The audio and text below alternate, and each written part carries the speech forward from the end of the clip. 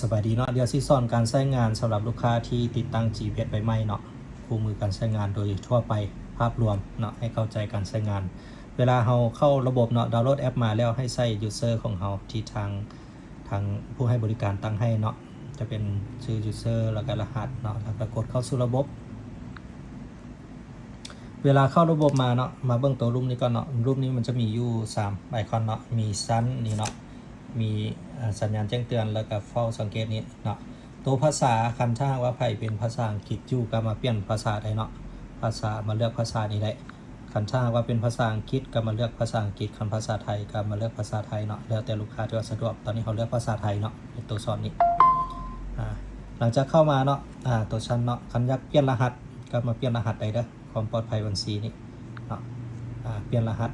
กดเข้าไปใส่รหัสเก่ารหัสใหม่เข้าไปเนาะจะเด้งออกคันถ้าหากว่าไผใช้หลายคนคันผู้ใดผู้นึงเปลี่ยนรหัสแม่นให้แจ้งกันเนาะพอมันจะเป็นเข้าจากเครื่องมันจะเด้งออกทั้งหมดแล้วให้ใส่รหัสใหม่เข้าไปเนาะอันที่2เนาะมาเบิ่งตัวนี้ตัวเฝ้าสังเกตเนาะเฝ้าสังเกตมันจะเป็นรายการรถบัดนี้ติดตั้งจากคันก็สามารถแอดเข้ามาผ่าน user ตัวนี้ได้เนาะตัวอย่างตัวนี้ user add เนาะมีรถทั้งหมด4คันเนาะ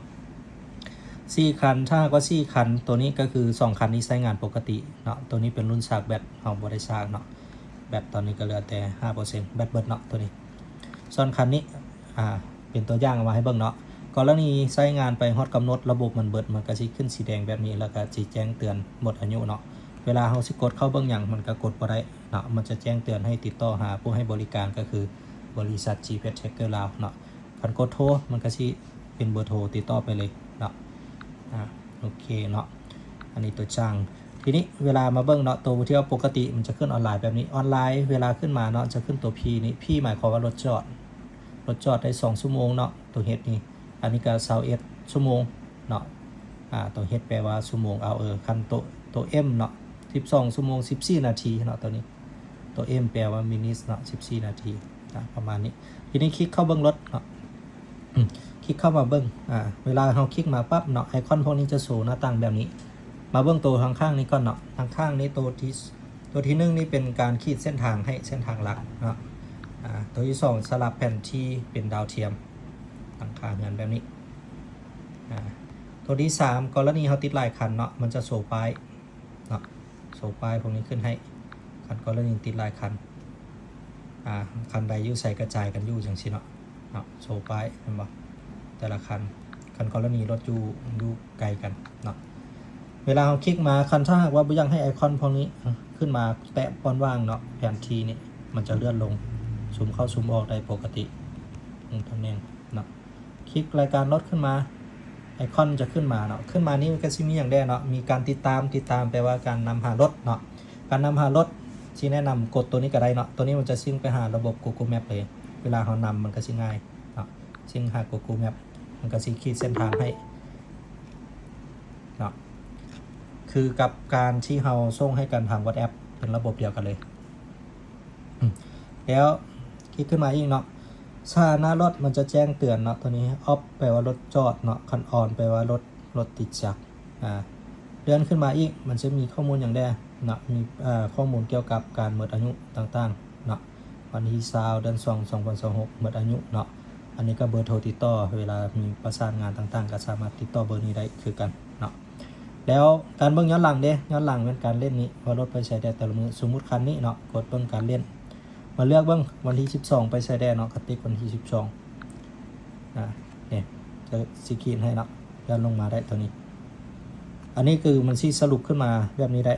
แล้วตัวเครื่องหมายการเล่นตัวนี้เราสามารถดึงกลับคืนได้เนาะเครื่องนี้นี่หมายความว่าเราจะเบิ่งแต่จุดเริ่มต้นไปนี่มันขี้ไปขี้ไว้ขี้ซาเนาะตัวนี้จะโชว์รายละเอียดเนาะอันนี้กิโลเมตรความไวอันนี้สะสมตัวนี้สะสมตัวนี้เวลาจังโมงเนาะคือตอนนี้มันขึ้นอยู่10กดผิด15โมงเห็นป่ะ15โมง21นาทีเนาะ3โมงตอน3โมง22นาทีรถแล่นอยู่นี่ความไวเท่าใดก็โชว์ขึ้นอยู่นี่เนาะคันเขาอยากเลื่อนไปเนาะเนี่ยเลื่อนแบบนี้เลยก็ได้เนี่ยเวลาเมี่ยงก็สิไปตามนั้นข้อมูลตัวนี้มันจะขึ้นมาแบบ100% เลยเนาะบ่สามารถแก้ไขได้ดาวเทียมยิงเข้ามาขึ้นในเซิร์ฟเวอร์เนาะ เวลามาจอดเนาะสามารถคลิกเข้าเบิ่งได้แบบนี้เนาะอันนี้เขาออกไปเวียงนอกนี่เวลาขึ้นนี้มันจะออโต้มาร์กให้เนาะออโต้มาร์กหมายความว่าไปจอดอยู่ไสอยู่พักจุดที่1เนาะการใช้งานมื้อนี้ออกไปจุดเดียวเนาะจุดที่1ใช้เวลาในการจอดจุดนี้29นาทีเนาะ29นาทีเวลาจังโมง 15:30 หา 16:00เนาะจุดเชื่อจอดจุดนี้เราสามารถเบิ่งในรูปแบบนี้ได้เนาะอันนี้คือการเล่นหรือว่าไปเลือกบัญชีอื่นก็ไปเลือกได้เนาะตามที่ว่านี้ตามแต่ละบัญชีหรือว่ายืนยันเข้ามาก่อนแล้วมาเลือกคัดต่อใหม่เนาะกำหนดเองนี่ได้กำหนดเองก็มาเลือกเบิ่งบัญชีเนาะบัญชีเท่าใดที่เราจุดที่เราต้องการเนาะเริ่มแล้วก็สิ้นสุดแล้วก็กดยืนยันสมมุติว่าจะวันที่11ก็วันที่11มาวันที่9มาตกลงเนาะแล้วมาหาจุดตัวสิ้นสุดหามื้อนี้เลยก็ได้ข้อมูลก็สิขึ้นมาเนี่ยมันก็สิหลายจุดปานนี้ก็สิสามารถเบิ่งได้ว่าจุดใดจุดที่8ของข้อมูลเราดึงมานี่1ชั่วโมง42มาจอดอยู่นี่ตัวอื่นเด้เนาะจุดที่10เด้นี่ก็สิขึ้นแบบนี้ให้เนาะนี่จุดนี้เด้แผนที่ดาวเทียมเบิ่งได้เนาะก็สิโชว์ข้อมูลทั้งหมดเนาะข้อมูลเบิ่งย้อนหลังได้9เดือนพวกนี้อันนี้ก็คือคร่าวๆเนาะแผนที่สลับเนาะโดยรวมประมาณนี้การใช้งานเนาะภาพรวมไปศึกษาเบิ่งเนาะเวลาใช้งานไปครับสิอันเข้าใจดอกเนาะการใช้งานพวกนี้บ่ยากติดตามเบิ่งตำแหน่งรถปัจจุบันรถแล่นอันนี้รถจอดเนาะรถแล่นจะเป็นสีเขียวพวกไอคอนตัวนี้พวกอันตัวอันรูปรถเนาะรูปรถจะเป็นสีฟ้านี่แปลว่ารถจอดเนาะสีเขียวมันสิเป็นรถแล่นแล้วก็ขึ้นกิโลเมตรต่อชั่วโมงความไวขอบใจ